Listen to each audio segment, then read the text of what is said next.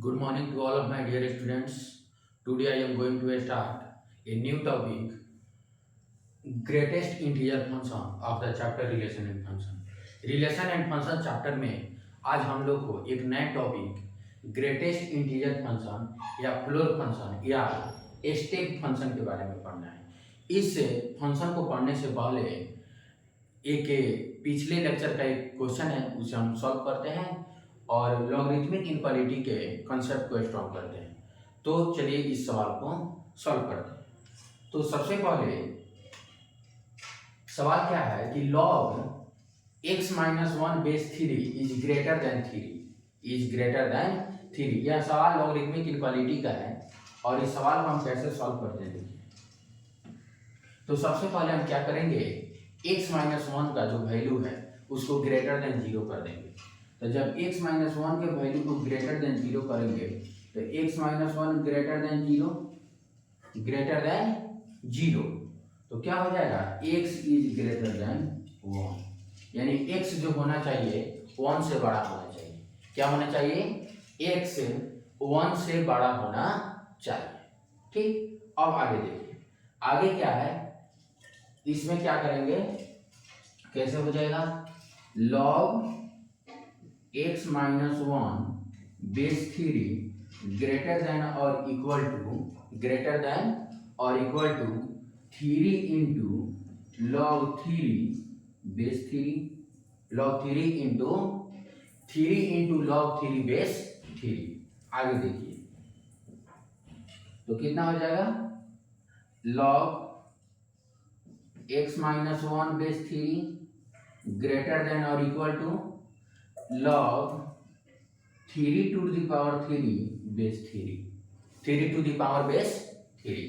आगे क्या करेंगे, अब क्या कर सकते हैं, हम log को रिमूव कर सकते हैं।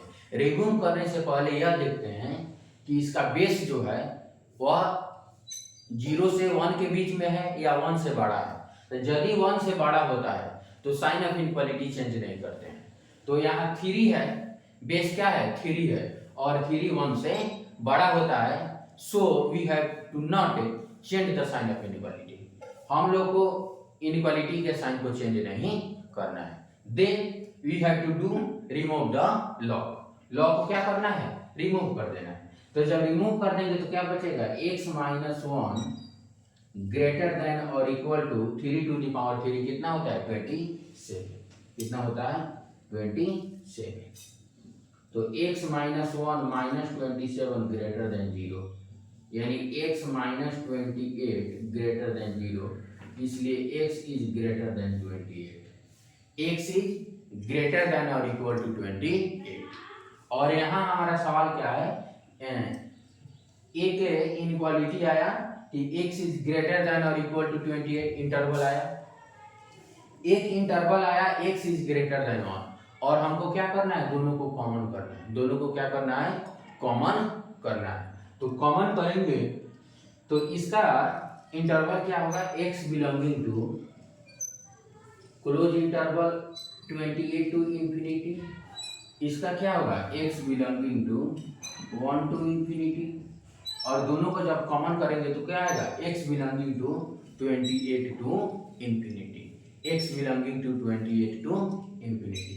इसलिए फुल एंड फाइनल आंसर क्या होगा, x belonging to 28 to infinity answer, 28 to infinity answer हो गया। एक सेकेंड, अब हम लोग को क्या करना है,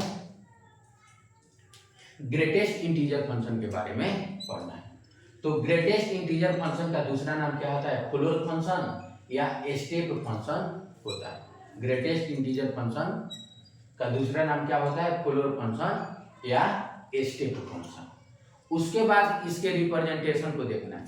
तो इसको ऐसे डब्बा के रूप में रिप्रेजेंट किया जाता है। कैसे, डब्बा y बराबर x, इसको डब्बा में क्या कर दिए हैं, बंद कर दिए हैं। डब्बा में क्या कर दिए हैं, बंद कर दिए हैं।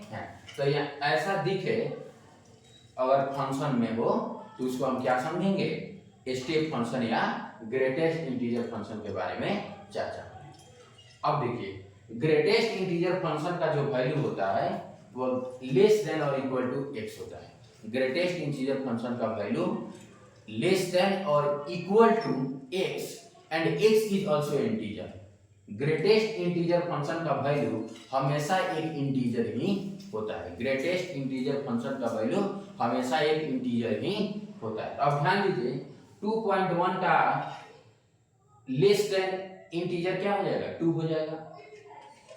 2.9 का लेस इंटीजर क्या हो जाएगा, 2 हो जाएगा। 2.5 का भी क्या हो जाएगा, 2 हो जाएगा।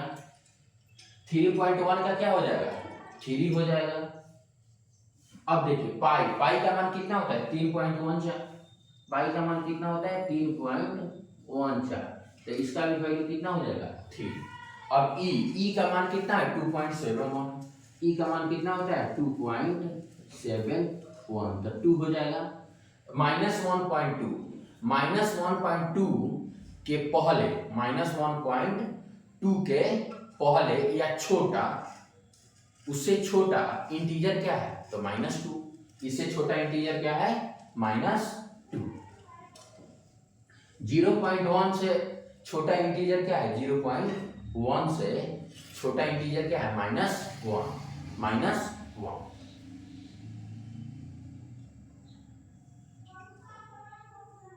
0.1 है तो उससे छोटा इंटीजर क्या है। अगर माइनस रहता -0.1 तो -1 हो जाता है, लेकिन यहाँ क्या हो गया 0.1, तो 0.1 से छोटा इंटीजर क्या होता है, 0।